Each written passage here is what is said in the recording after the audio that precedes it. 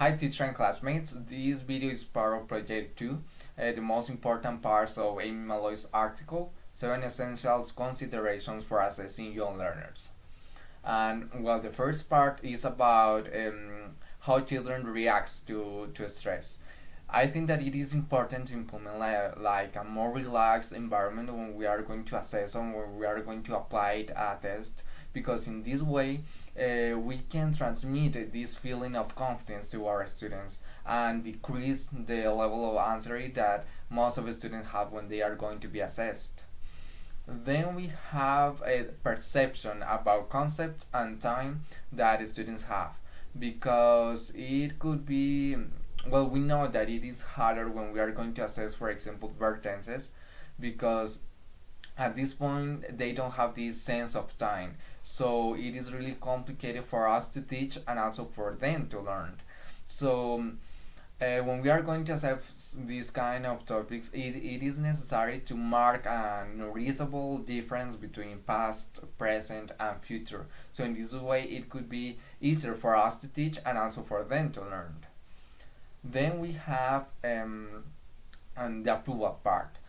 All what students do need to be approved. So at the end of our assessing process, we can give them a sticker, or we can give them just simple words, meaningful words that help them to go to keep going. We can tell them that they are doing totally that they are doing correctly in the process, so we can increment the motivation in the in our classes.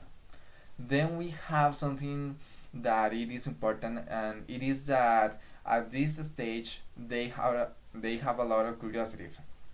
So if we know how to use curiosity, we can go deeper with our activities, because at this point they have a lot of desire to learn. They want to know why this or why that. So if we use curiosity in our activities, we can make students to go deeper and to get to the final stage or goal in a meaningful way, because they want to know why, or they want to know what is at the end of the activity.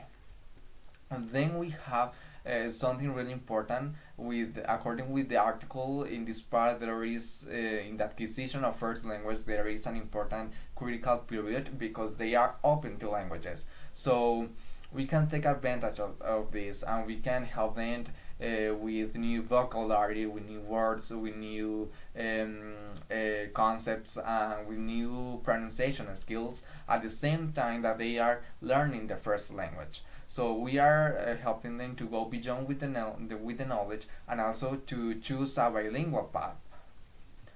Then we have something really important for us to understand as a teacher. It is that understanding is not the same as production, because most of the cases we have these indicators, achieved or not achieved, and sometimes it could be not totally right.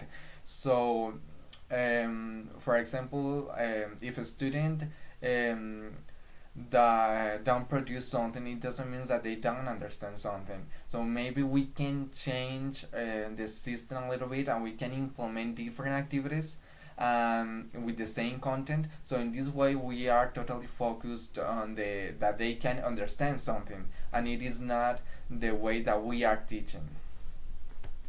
So then we have the distraction factor. At this stage, most of the students are always like vulnerable to be distracted. So they have a lot of attention spans.